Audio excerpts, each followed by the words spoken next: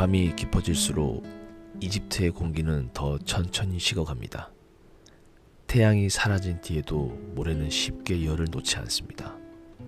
낮 동안 달궈졌던 돌과 흙은 밤이 되어도 여전히 미지근한 숨을 내쉽니다. 이 시간 고대 이집트의 집안에서는 아무도 잠들지 않습니다. 누군가가 방 한가운데 누워있기 때문입니다.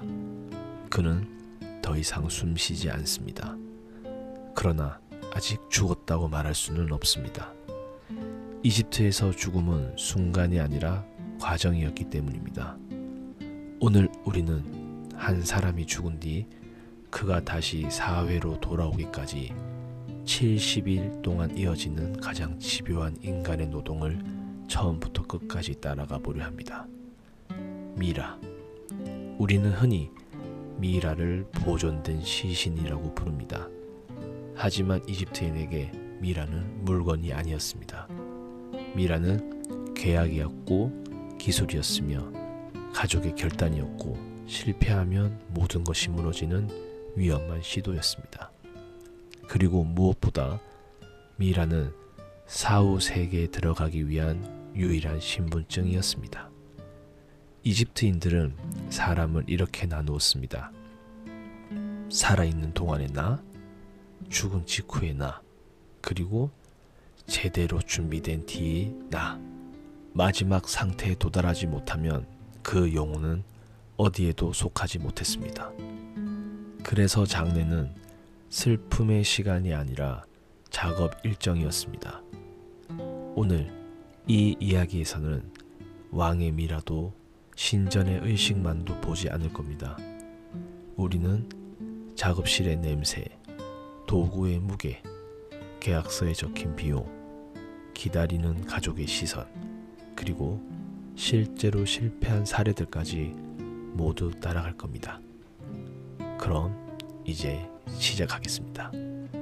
죽음이 발생한 첫째 날로 들어가 보겠습니다. 죽음은 대개 해가 떠 있을 때 찾아옵니다.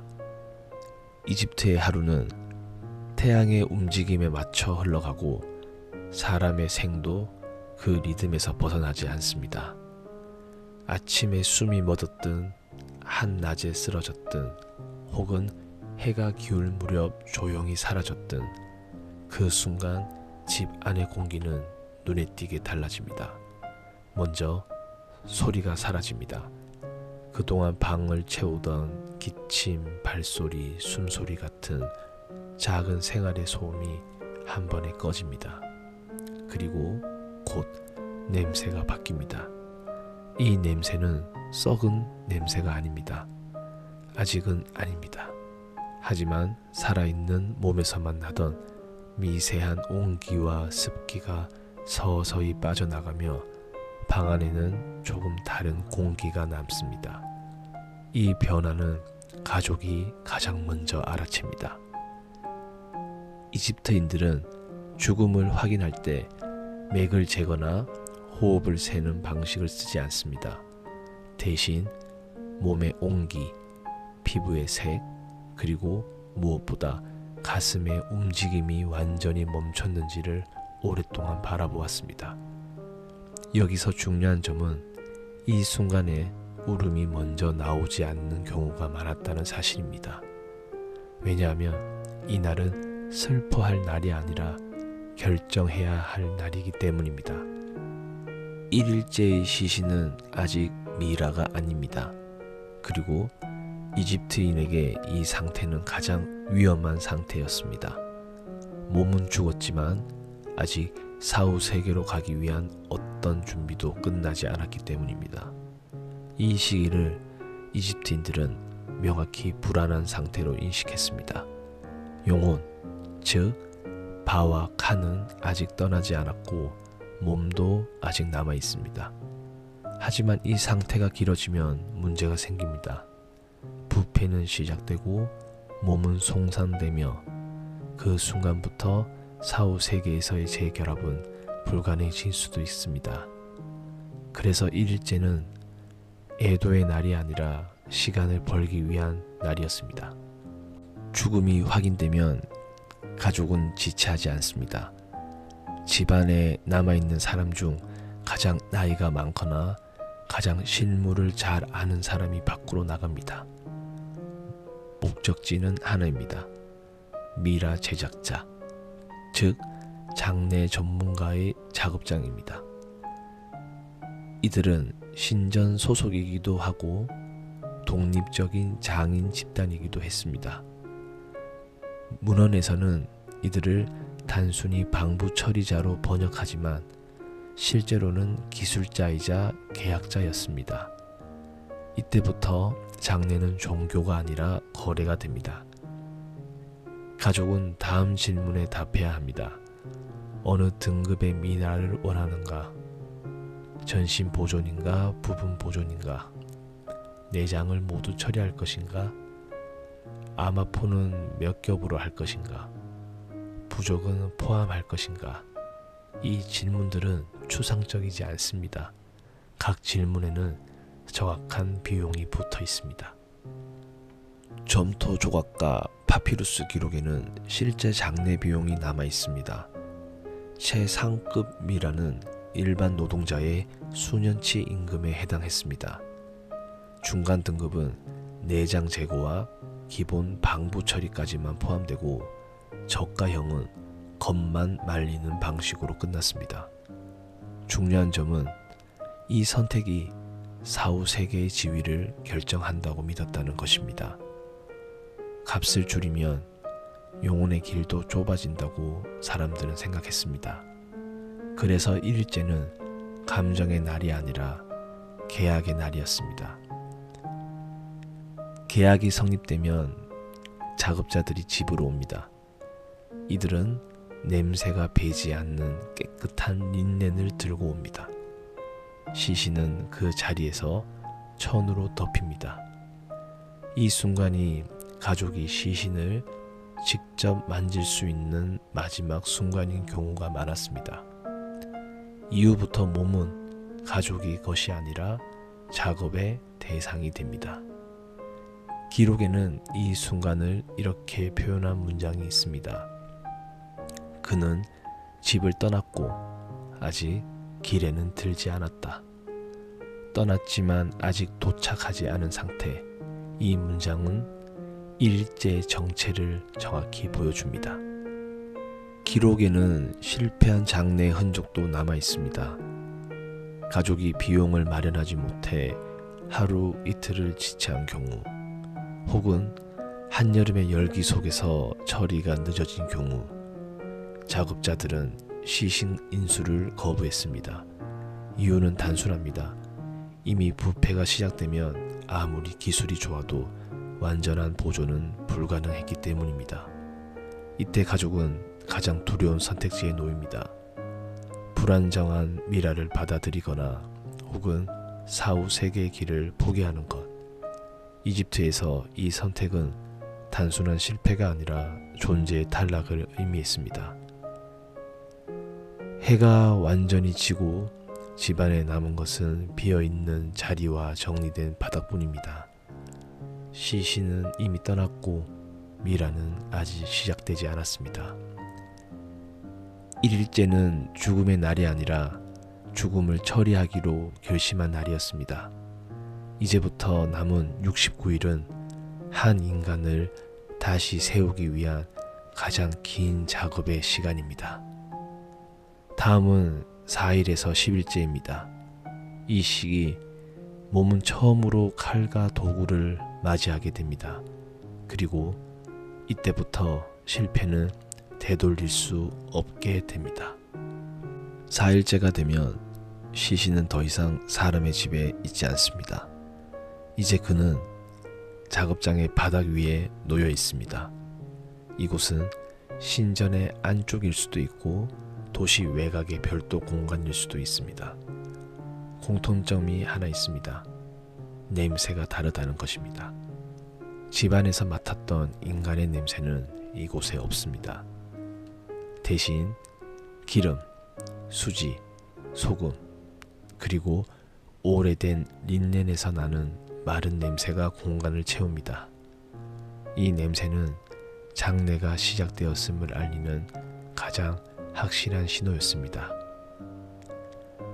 4일에서 10일째는 가장 바쁜 구간입니다. 왜냐하면 몸 안쪽에서 변화가 본격적으로 시작되기 때문입니다. 겉보기에는 아직 큰 차이가 없어 보이지만 내부에서는 부패가 천천히 진행됩니다. 이집트의 장례 기술은 이 시간을 정확히 계산하는 기술이었습니다. 너무 빠르면 손상이 생기고 너무 늦으면 회복할 수 없습니다. 그래서 이 시기에는 작업자들의 손놀림이 눈에 띄게 빨라집니다. 이 시기에 처음으로 금속 도구가 등장합니다. 가장 상징적인 것은 작은 갈고리 모양의 도구입니다. 이 도구는 코를 통해 뇌를 제거하는 데 사용됩니다. 중요한 점은 이 과정이 신성한 의식으로 기록되기보다는 기술 절차로 기록되었다는 사실입니다. 문헌에는 이렇게 적혀 있습니다.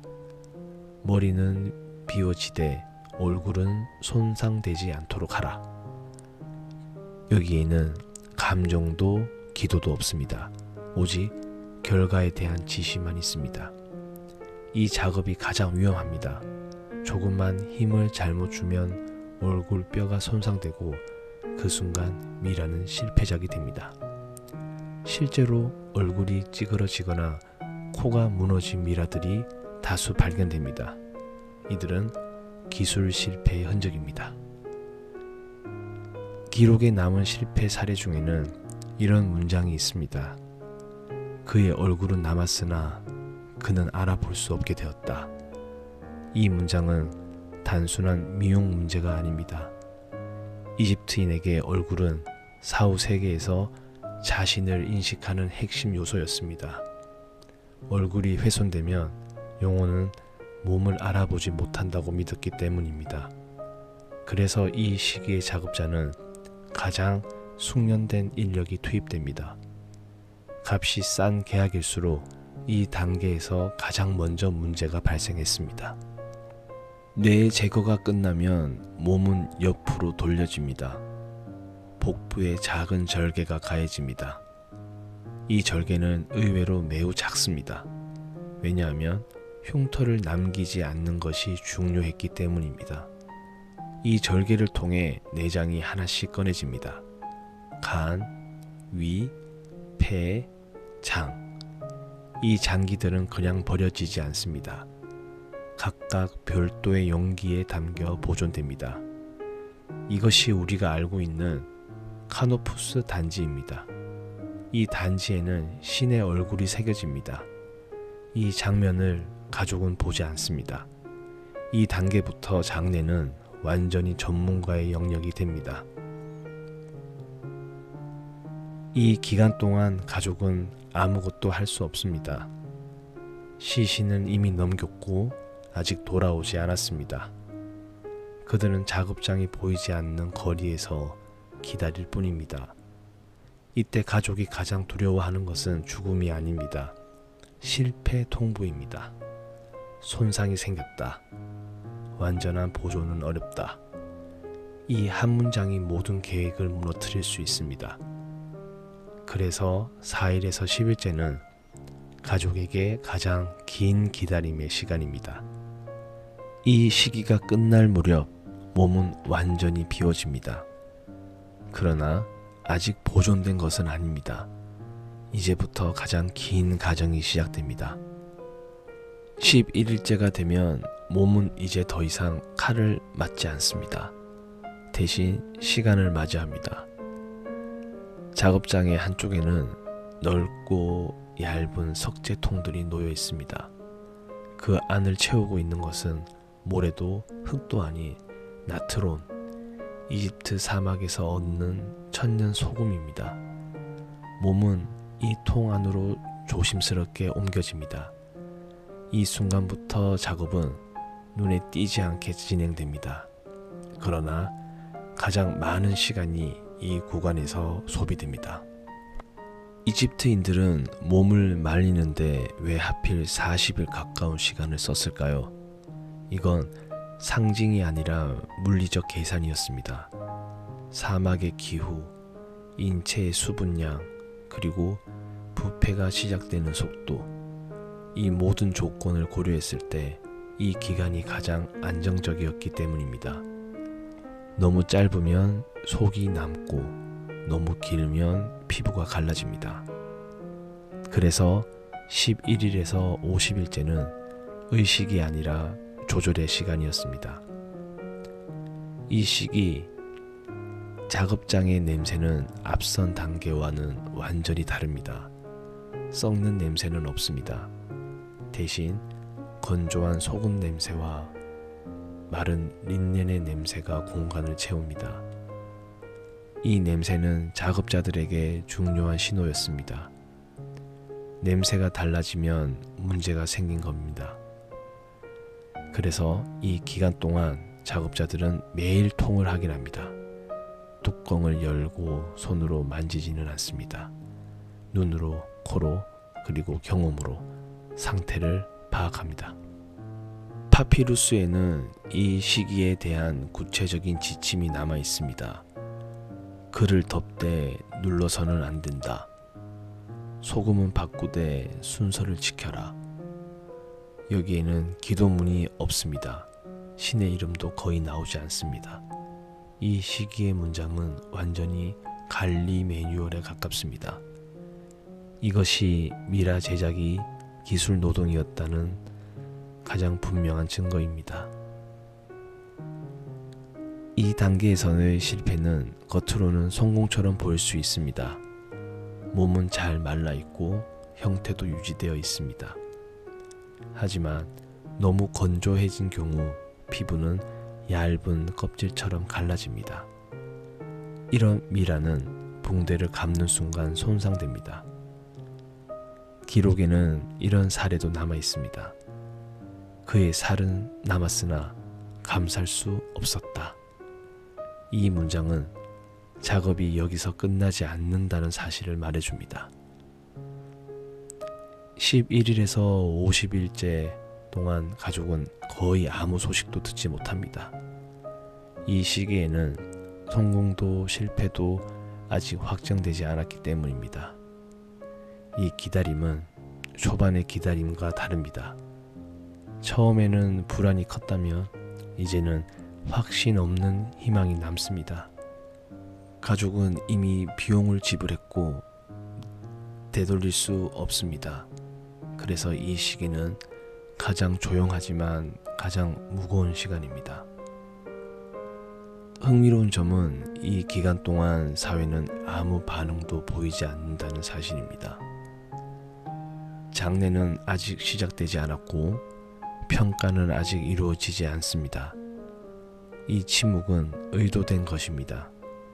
완성되지 않은 미라는 보여줄 수 없기 때문입니다. 50일째가 가까워지면 몸은 이제 완전히 다른 상태가 됩니다. 무게는 줄었고 형태는 유지되었으며 부패의 흔적은 사라집니다. 그러나 아직 사람처럼 보이지는 않습니다. 다음 구간인 51일에서 60일째는 이 몸을 다시 형태로 되돌리는 시간입니다. 이제 그 단계로 들어가겠습니다. 51일째가 되면 몸은 소금통에서 꺼내집니다. 이 순간을 이집트인들은 특별한 의식으로 기록하지 않았습니다. 하지만 작업자들에게는 이날이 가장 신경 쓰이는 날이었습니다. 왜냐하면 이제부터의 실수는 되돌릴 수 없기 때문입니다. 몸은 이미 말라 있습니다. 다시 소금으로 돌릴 수 없고 다시 칼을 들 수도 없습니다. 이제 남은 일은 보완입니다. 소금에서 나온 몸은 차갑지 않습니다. 오히려 이상할 정도로 가볍고 건조합니다. 작업자들은 손으로 꾹 누르지 않습니다. 손바닥 전체로 완전히 들어 올립니다. 이때 피부는 종이장처럼 얇게 느껴집니다. 조금만 힘을 주면 찢어질 수 있습니다. 그래서 이 시기의 작업은 빠르지 않습니다.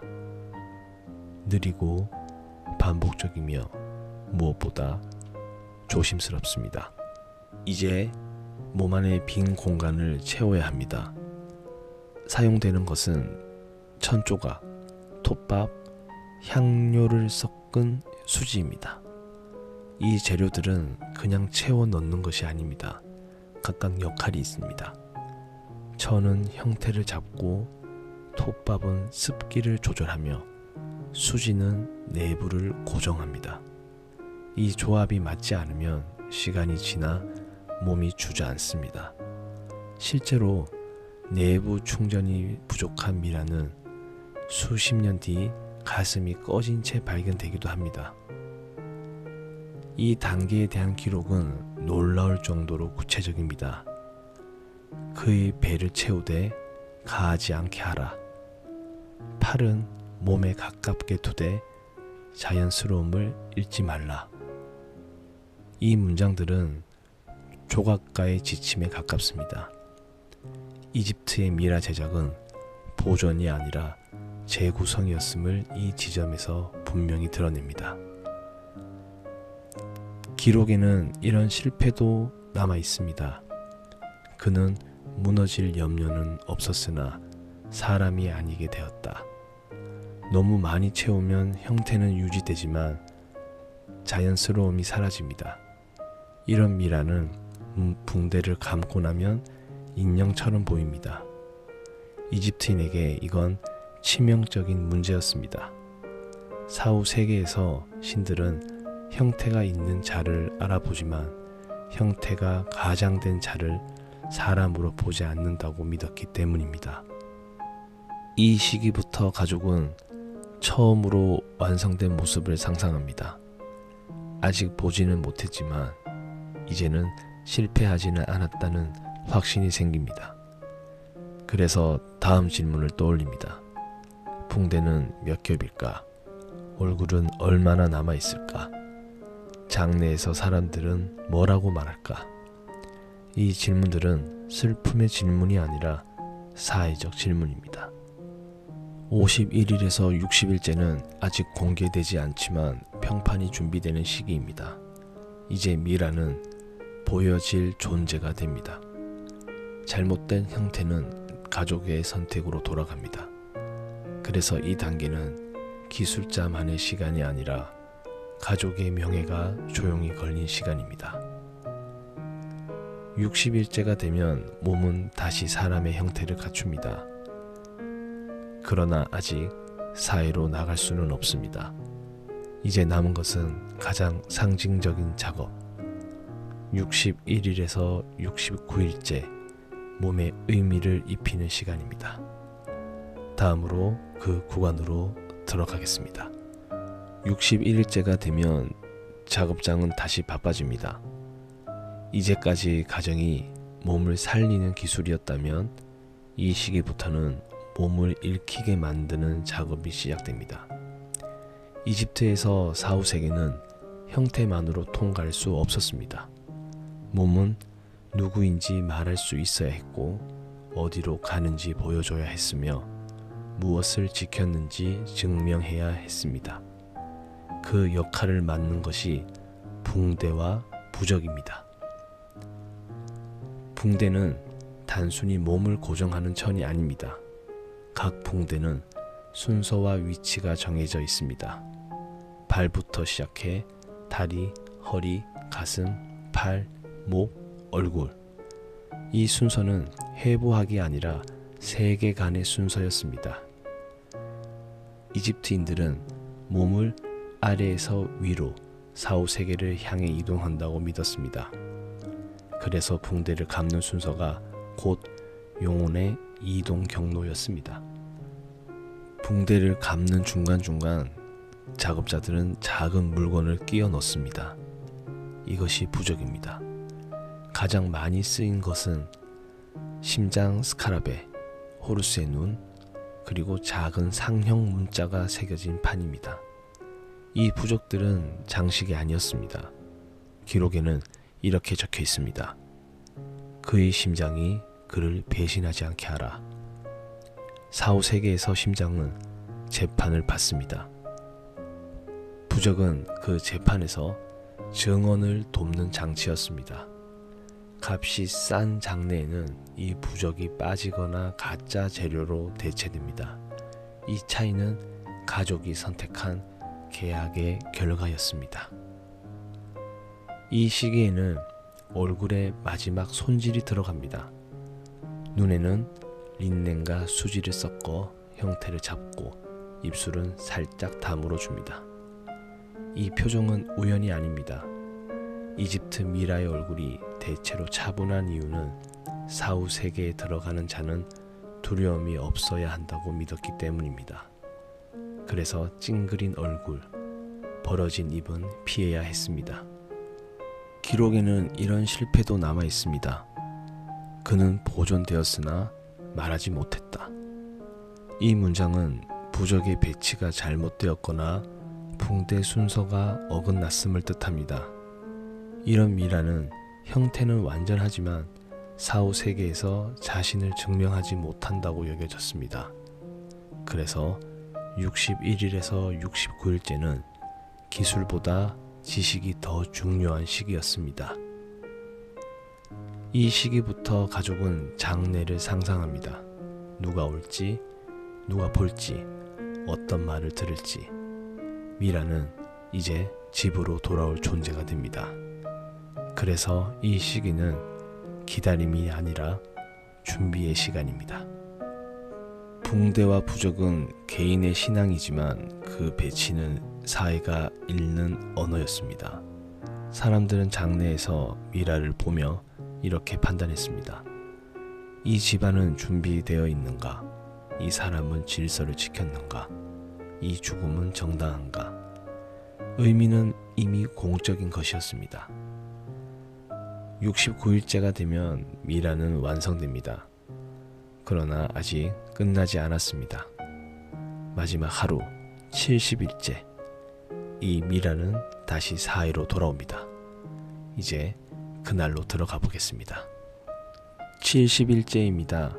이 숫자는 상징이 아닙니다. 이집트인들에게 70일은 기다림의 끝이 아니라 검증의 끝이었습니다. 이날 미라는 작업장을 떠납니다. 그리고 다시 사람들 앞으로 나옵니다. 미라는 아침 일찍 린넨으로 감싸진 관에 담깁니다. 이 관은 무겁지 않습니다. 소금으로 말라 몸의 무게는 이미 크게 줄어 있습니다. 그러나 들고 나오는 사람들의 발걸음은 가볍지 않습니다. 이제 이 이동은 작업이 아니라 공개 행위이기 때문입니다. 거리에서 사람들은 이 장면을 봅니다. 린넨으로 감싼 관, 조심스럽게 옮겨지는 몸. 이 순간부터 죽음은 집안의 일이 아니라 마을의 일이 됩니다. 가족은 관을 직접 열지 않습니다. 열 필요가 없습니다. 70일이라는 시간은 이미 완성의 증거이기 때문입니다. 가족이 확인하는 것은 미라의 상태가 아니라 과정이 무사히 끝났다는 사실입니다. 이 기록에는 이 순간을 이렇게 적은 문장이 있습니다. 그는 돌아왔고 더 이상 손대지 않는다. 이 말은 완성되었다는 뜻입니다. 이날 마지막 확인이 이루어집니다.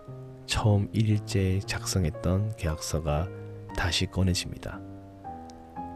약속한 부족은 모두 들어갔는가? 붕대의 수는 맞는가? 관의 재질은 계약과 같은가? 이 확인은 종교가 아니라 상업적 절차입니다. 만약 이 단계에서 누락이 발견되면 분쟁이 발생합니다. 실제로 미라 제작자와 가족 간의 분쟁 기록도 남아 있습니다. 약속된 상징이 없었다. 이 한 줄은 장례 실패로 이어질 수 있습니다. 70일째 장례는 조용하지 않습니다. 울음소리, 노래, 악기 낮은 울림이 함께 섞입니다. 향이 피워지고 기름 냄새가 공기를 채웁니다. 이 냄새는 부패를 가리는 것이 아니라 완성을 알리는 냄새였습니다. 사람들은 이 냄새를 맡고 말합니다. 제대로 보냈다.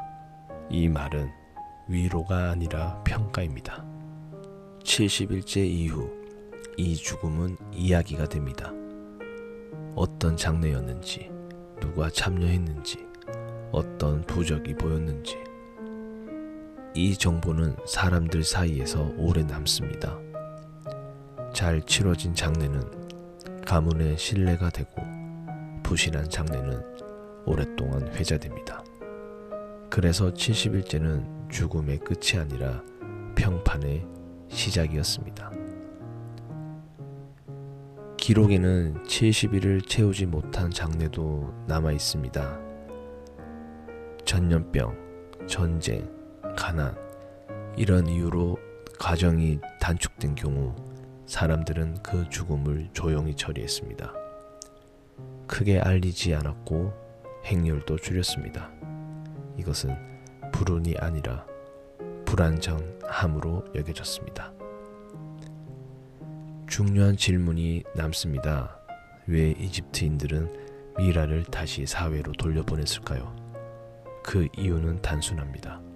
사후세계는 개인의 문제가 아니라 사회가 승인해야 하는 단계였기 때문입니다. 사람들은 이 마지막 날을 통해 확인했습니다. 이 죽음은 질서 안에 있는가? 이 사람은 준비되었는가? 그래서 70일째는 죽음의 종료가 아니라 사회적 승인일이었습니다. 이 날이 지나면 미라는 무덤으로 향합니다.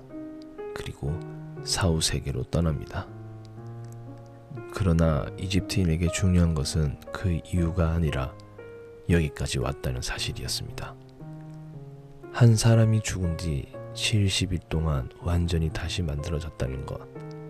이것이 고대 이집트가 죽음을 다루는 방식이었습니다. 장례가 끝난 뒤 사람들은 집으로 돌아갑니다. 관은 무덤으로 향하고 행렬은 흩어집니다.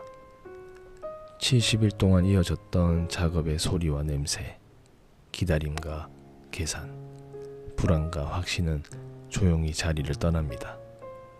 이제 남은 것은 고요입니다. 이집트의 밤은 여전히 따뜻하고 사막의 별은 여전히 제자리에 있습니다.